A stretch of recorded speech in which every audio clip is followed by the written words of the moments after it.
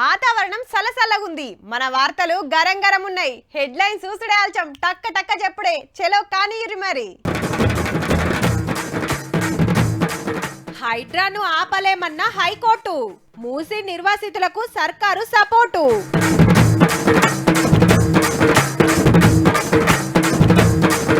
రుణమాఫీ మీద బీఆర్ఎస్ పోరు. తొండను పట్టిన రాజయ్య సారు.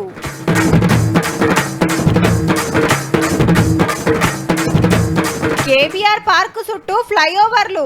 ఖర్చు అవుతుందట 826 కోట్లు.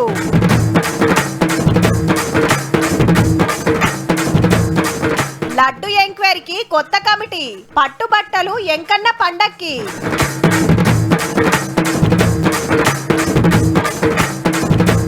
మూడో నాడు ముద్దపప్పు బతుకమ్మ.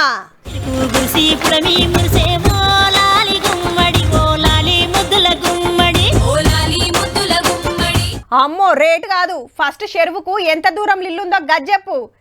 బ్యాంకులో ఉందేముంది, కాగితాలు పెడితే కండ్లు మూసుకొనిస్తారు. బఫర్ జోను అడికెళ్ళి ఎన్ని మీటర్లు ఉంటుందో చెప్పు ఫస్ట్. అయితే నీ అవ్వ పెద్ద బిల్డర్ నని బిల్డప్ కొడతావు కదన్నా. నిన్ను నమ్మి మా వాళ్ళు ఇల్లు కొన్నందుకు ఇవాళ రోడ్ల మీద పడ్డారు. షెర్ల కట్టింది కొనిస్తావే కాకా. హైడ్రా కమిషనరు మీ దోస్తుకు తెలుసటగానే పలానా కాడ ఫ్లాట్ కొందాం అనుకుంటున్నా, ఓ పారి కాగితాలు చెక్ చేయించుకొద్దామా.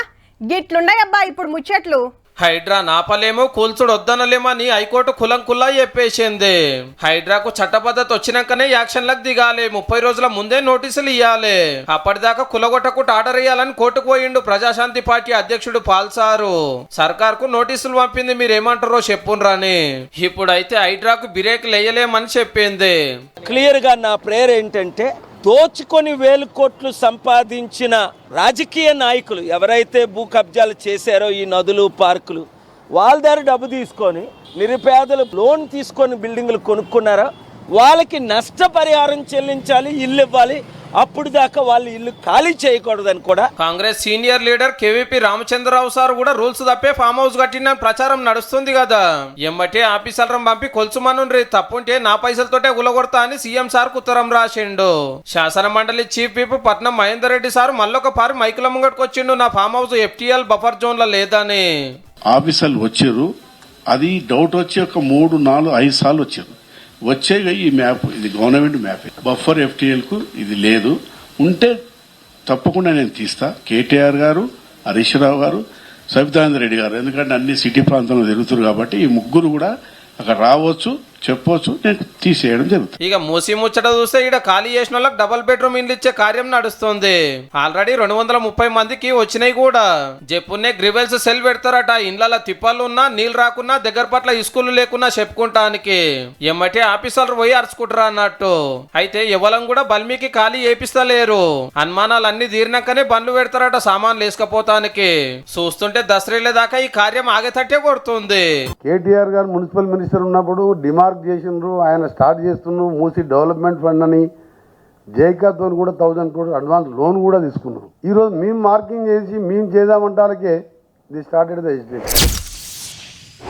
సన్నవడ్లకు ప్రత్యేక కొనుగోలు కేంద్రాలు పెట్టాలని అధికారులను ఆదేశించారు ముఖ్యమంత్రి రేవంత్ రెడ్డి. కొనుగోలు కేంద్రాల వద్ద కావాల్సిన ఏర్పాట్లు చేయాలన్నారు. ఈ సీజన్ నుంచే సన్నాలకు 500 బోనస్ ఇవ్వాలని, ధాన్యం కొనుగోలు చేసిన 48 గంటల్లో రైతుల ఖాతాల్లో నగదు జమ చేయాలని సూచించారు. తరుగు పేరుతో మోసం చేసిన వారిని ఉపేక్షించొద్దని, కఠిన చర్యలకు కూడా వెనకాడొద్దని ఆదేశించారు ఆయన.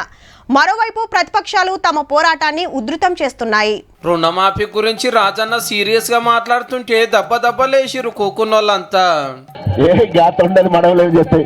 అబ్బరే కొడుకో, తొర్రూరు మీటింగ్ లకు తొండొచ్చిందట.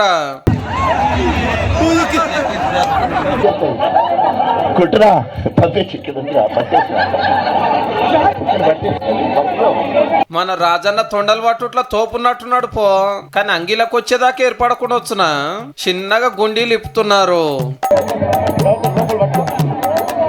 బయటికి చూపియలే గాని తువాలలో తొండుంది, అవతలకి ఇచ్చిరేసిండ్రు. ఇంత మందిలకు అందరు నిడిచిపెట్టి రాజన్న మీదకే తొండెక్కిందంటే ఎంత ధైర్యం దానికి. అంతకంటే పెద్ద ధైర్యంతో సార్ పట్టేసిండు. రైట్గా సభ చాలా అయ్యింది. నీ భార్య ఆధార్ కార్డు ఇయ్యలేదు కనుక నీకు రుణమాఫీ కాకపో అన్నారట. ఇప్పుడు ఈ 50 ఎకరాలకు నాకెవడు పిల్లనిస్తాడు? ఈ రేవంత్ రెడ్డి అంటాడు ఎప్పుడు రుణమాఫీ చేస్తాడని ఆ ఎల్లరెడ్డి నా దగ్గరకు వచ్చి మొత్తుకోవట్టే. కండిషన్లు పెట్టద్దు, 2 లక్షల రుణమాఫీ అందరికి వెయ్యాలి, రైతు భరోసా ఇయ్యాలి, దొడ్డోట్లకు కూడా 500 బోనస్ ఇయ్యాలని మహబాద్ జిల్లా తొర్రూరులో దీక్ష పట్టిరు బీఆర్ఎస్ పార్టీ వాళ్ళు. 15 ఆగస్టుకే అందరికి లోన్లు మాఫీ చేస్తాని సీఎం మాట తప్పిండని గరమైండు హరీష్ రావు సారు. దసరా పండుగ వెళ్ళినాక ఢిల్లీకి పోయి రాహుల్ గాంధీ ఇంటి ముందు కూడా ధర్నా చేస్తాం. యాదాద్రి జిల్లా చందుపట్ల సహకార బ్యాంకు ముంగట BJP MLA Maheshwar Reddy sir దీక్ష చేసిండు, లోన్లు మాఫీ కాకుండా గోల్మాల్ చేసిండ్రని. ఒకే పిఎస్ఎస్ లో 2900 పైచులకు మంది రైతన్నులకు రుణమాఫీ జరగలేదంటే ఎంతటి అరాచకమైనటువంటి ఈ ప్రోగ్రామ్ ని టేకప్ చేసిండు. ఇది జగిత్యాల జిల్లాలో రైతుల ర్యాలీ. వ్యవసాయ మార్కెట్ నుంచి కలెక్టర్ ఆఫీస్ దాకా నడిచిరు, లోన్లు సుక్తా ఇయ్యాలి, రైతు భరోసా ఇయ్యాలనేది మనోళ్ళ డిమాండ్. 2 లక్షల రుణమాఫీ వెంటనే. 2 లక్షల పైన ఉన్నటువంటి వాళ్ళకు కూడా వేసే బాధ్యత ఈ ప్రభుత్వాన్ని. మీరు ఆ పై అమౌంట్ 25,000 50,000 కట్టకపోతే మేము 2 లక్షలు వేసినా కూడా ఆ రైతుకు ఉపయోగం ఉండదు. అబ్బా, పట్నంలో బండ్లు నడిపేటోళ్ళు ఫస్ట్ తిప్పాలంటే ట్రాఫిక్ జామ్లతోటే. సిగ్నల్ కాగుడేనాయే. పచ్చ లైట్ పడ్డదని జర్రంతా బండి గదిలంగానే ఎమ్మట ఎర్ర లైట్ పడుతుంది, మళ్ళా ఆగాల్సిందే. ఒక్క సిగ్నల్ దాటడానికి 4-5 నిమిషాలు పడుతుంది. గదే ఫ్లైఓవర్ ఉంటే రప్పున వెళ్ళిపోవడే. హైదరాబాద్లో ఆడాడ కొత్తగా ఫ్లైఓవర్లు కడితే ఆ తొవ్వల పోయేటోళ్లకు జరంతా ఫాయిదా అవుతుంది. ఇప్పుడు ఇగో గిడ షురువు చేస్తారట.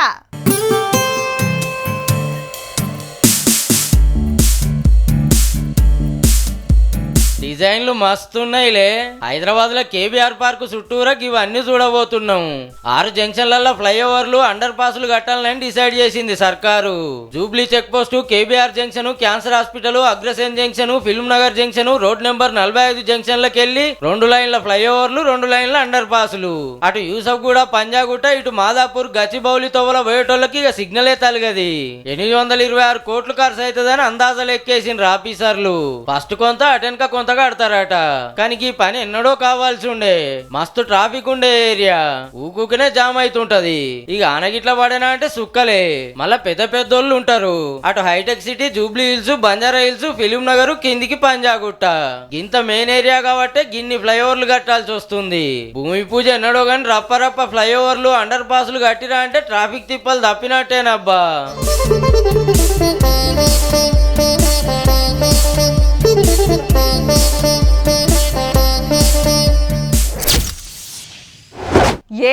దినం 7 లక్షల లడ్డులు తయారు చేస్తున్నారు తిరుపతి కొండ మీద. ఇంకా విసుత సాల్తయో లేవో మరి. ఎందుకంటే ఎంకన్న స్వామి పెద్ద పండుగ షురైంది. పెద్ద పూజలు, రోజుకు 2 మాటల రథాల మీద ఊరేగుడు కండ్లార చూడాలని శీతం మందొస్తరాయే. మళ్ళీప్పుడు ఈ స్కూలుకు, కాలేజీలకు తాతీలు కాబట్టి అట్లా కొంత పెరుగుతారు. వచ్చిన భక్తులందరూ దర్శనం తర్వాత కాయిష్ చేసేది లడ్డునేనాయే. గందుకే తయారు చేసుడు సుత వెంచిరన్నట్టు.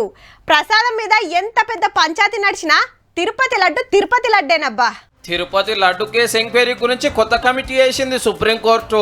2 సిబిఐ ఆఫీసర్లు, 2 ఆంధ్ర పోలీస్ ఆఫీసర్లు, 1 తిండి చెకింగ్ చేసే ఆఫీసరు, మొత్తం 5 తోటి కమిటీ. సిబిఐ బాస్ డైరెక్షన్ లో ఎంక్వైరీ నడుస్తుంది. రాజకీయ డ్రామాలు ఆడొద్దంటే ఎవల పెత్తనం ఉండదు, స్వతంత్ర కమిటీ ఉండాలనేది కోర్టు ఆపోచన. Already CM Chandrababu sir SIT వేస్తే విచారణ నడుస్తూనే ఉంది. సర్కార్ సిట్ అంటే సిట్టు, స్టాండ్ అంటే స్టాండ్ అని వైసీపీ లొల్లి పెడుతుండే వరకు సిబిఐకి వెళ్ళి కూడా ఆఫీసర్లను పెట్టిరన్నట్టు ఎంక్వైరీ కోసము.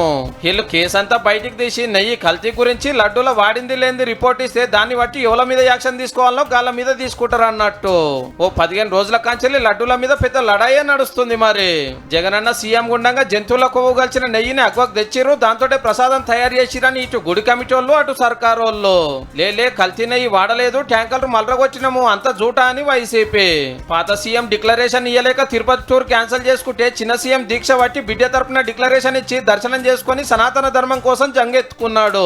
లడ్డూలను అపవిత్రం చేసిర్రు, అపచారం అని భక్తులంతా అంటున్నాయల్లా. కేసు సుప్రీంకోర్టు దాకా పోతే ఇండిపెండెంట్ ఎంక్వైరీకి ఆర్డర్ వేసింది అన్నట్టు.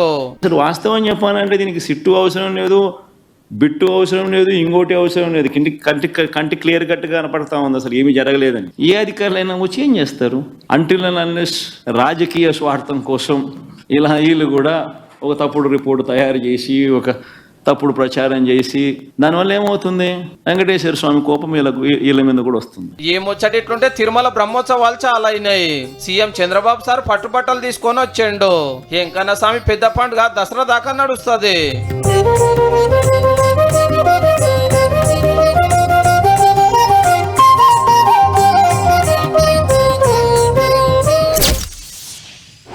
అరే గాళ్ళు ఇంటికి వచ్చిండ్రు ఆఫీసర్లు, మా ఇంటికి రాలే. ఇంటోళ్ళందరిని పిలిచి ఏమో రాసుకుపోయినరు. ఏంటి తమ్మి? ఏం లేదక్క, సర్వే చేస్తురు. అగో గాళ్ళకేం తక్కువైంది? ఉన్నోళ్ళకే ఇస్తారా, మాకు ఇయ్యరా? నీ ఎగిరితంగా చల్లగుండా చెప్పేదాకా నాగేటట్టు లేవు కదా. అందరు ఇంట్లోకి వచ్చి రాసుకపోతారు, మీ ఇంటోళ్ళ వివరాలు సుతా తీసుకుంటారు. ఇగో గిట్లున్నది ఊర్ల పొంట, ఎందుకో తెలుసు కదా. పట్నం రాజేంద్రనగర్ల ఆఫీసర్లను ఎంటబెట్టుకొని ఇల్లు తిరుక్కుంటా సర్వే చేపించిండు ఎమ్మెల్యే ప్రకాష్ గౌడ్ సారు. ఇంట్లో ఎంతమంది ఉంటారు, ఎవరెవరుంటారు, చదువుతున్నారా, జాబులు చేస్తారా, ఏమన్నా బీమార్లున్నాయా, గిట్లా అన్ని వివరాలు తీసుకుంటారు ఆఫీసర్లు.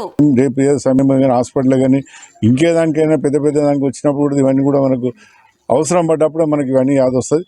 అందుకని దయచేసి మీరు అందరూ కూడా ప్రజలందరూ కూడా తీసుకునే బాధ్యత తీసుకోవాలి. 119 నియోజకవర్గాలల్లో 238 ఊర్లు డివిజన్లల్లో బేస్తారం చాలైన ఇంటింటి సర్వే జోరుగా నడుస్తుంది. గ్రేటర్ హైదరాబాద్ లో 24 నియోజకవర్గాలలో ఒక్కొక్క కాలనీ చొప్పున మొత్తం 25,000 కుటుంబాలను సర్వే చేస్తానికి 96 టీములు వేసిండ్రు. ఒక్క టీము రోజుకు 40 ఇండ్లు సర్వే చేస్తుందట.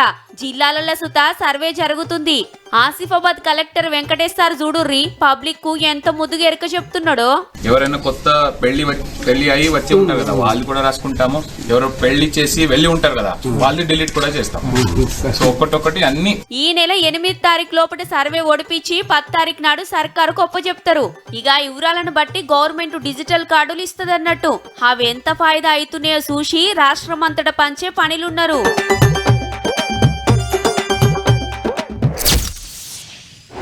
అంగట్ల ఇప్పుడేం నడుస్తుందంటే నెంబర్ మాల్. తిండిలా కల్తీ చేస్తున్నారు, కొనుక్కునే వస్తువుల నకిలీలు పుట్టిస్తున్నారు. పరీక్ష బట్టి చూస్తే తప్ప గుర్తుపట్టుడు కష్టమే. ఇక దొంగ నోట్లు పుట్టించడం ఇంకింత జోరైంది. మంచిగా కలర్ జిరాక్స్ తీసి మార్కెట్ల మార్చుడు పెట్టిండ్రు. ముద్దుగా బండ్లు కొట్టేసి దొంగ కాగితాలు వేసి అమ్ముతున్నారు. చిల్లర దందాలు ఏం చేస్తామని సీదా భూములకే సూటి పెట్టిండ్రు. డౌట్ ఏం లేదు, పక్క ఫేకే. హైదరాబాద్ కుత్బుల్లాపూర్ ఏరియాల పట్నం చుట్టుముట్టు ఫ్లాట్లకు దొంగ కాయిదాలు పుట్టించి అవతలోళ్ళకు అమ్ముతున్నారట పనిమంతులు. ఎన్కమర్ల మహిళా బీఆర్ఎస్ లీడర్ సుతున్నదట. పాత బస్తులుండే ఒకరి భూమి గిట్లనే బేరం పెడితే అటెనక తెలిసి కేసు పెడితే అరెస్ట్ చేసిండ్రు. పద్మజారెడ్డి అలియాస్ కుత్బుల్లాపూర్ పద్మ ఈ భూమిని సొంతం చేసుకోవాలని ఒక ముఠాని సంప్రదించి ఆ ముఠా నాయకుడు కరుణాకర్ ఇతనికి 3.5 లక్షలు ఇచ్చి ఫేక్ డాక్యుమెంట్స్ తయారు చేయించింది. బతుకున్నోళ్లను కాలం చేసినట్టు డెత్ సర్టిఫికెట్లు తీసి అవి పెట్టి మేమే అల్ల వారసులమని దొంగ ఆధార్ కార్డులు తయారు చేపిస్తున్నారు. మార్కెట్ రేట్ కంటే ఓ 10 రూపాయలకు అగ్వకే ఇస్తామని ఆశ పెట్టి వచ్చినోళ్లకు అంటగడుతున్నారన్నట్టు. చూస్తున్నారు కదా, ఎప్పుడో ప్లాట్లు కొని పెట్టుకున్నోళ్ళు ఓ పారి అట్లా పోయి చెక్కింగ్ చేసుకోర్రి.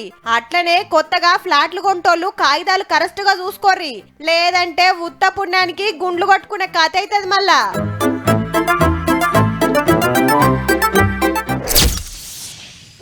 పబ్లిక్ కు ఆపతొస్తే సర్పంచ్ తానుకో, ఎమ్మెల్యే తానుకో, ఎంపీ తానుకో పోయి సమస్య చెప్పుకుంటారు.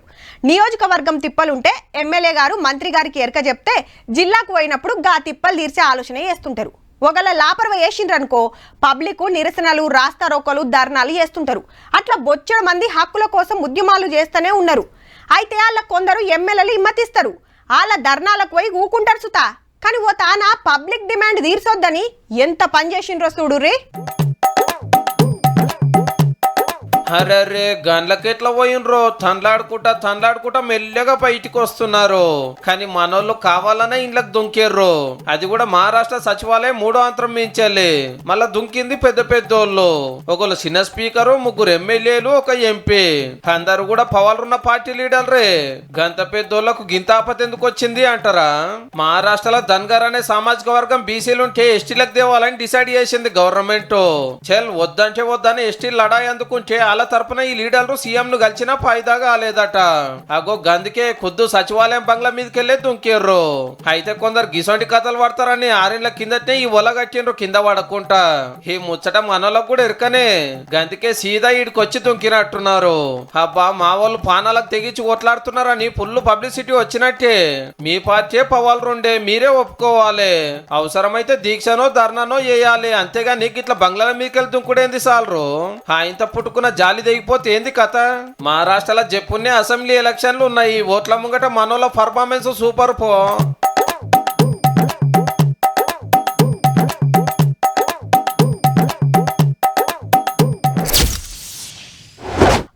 త్రిపుర సుందరి దేవి, గాయత్రి మాత, అన్నపూర్ణాదేవి, లలితా త్రిపుర సుందరి దేవి, శ్రీ చండీదేవి, శ్రీ మహాలక్ష్మి సరస్వతి దేవి, దుర్గామాత, మహిషాసుర మర్దిని ఇట్లా 9 రోజులు 9 రూపాయల కొలుసుకుంటారు అమ్మవారిని.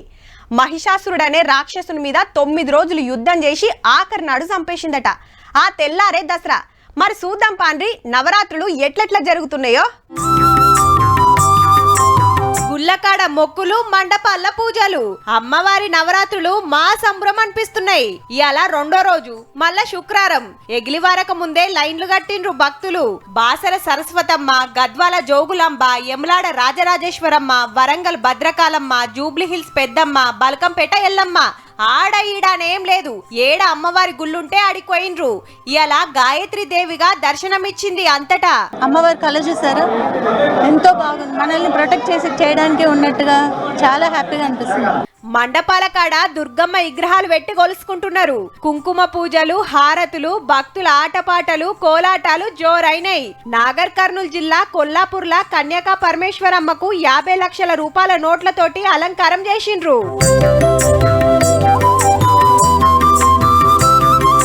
బెజవాడ దుర్గమ్మకు పావు తక్కువ 2 కిలోలతోటి వజ్రాల కిరీటం చేపించిండు ఓ బొంబాయి భక్తుడు. ఎంపీ సుజనా చౌదరి సారు ఇంకొందరు కూడా తల్లికి బంగారు నగలు చేపించిండ్రు. గుడంతా ముద్దుగా శృంగారిస్తే రాత్రి చూడురి కరెంటు బుగ్గల ఎలుగులా ఎట్లా శమక్కుమంటుందో.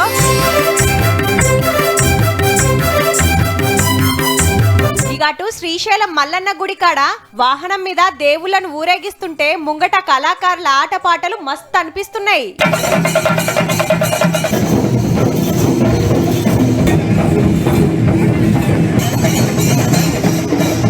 మూడో నాడు ముద్దపప్పు బతుకమ్మ వేర్చిండ్రు.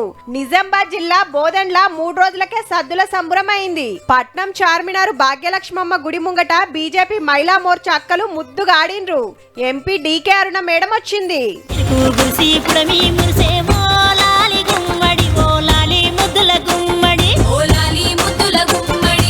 మైసమ్మ కూడా మల్లారెడ్డి కాలేజీలా గిట్ల జోరు చూపించిండు మల్లన్న.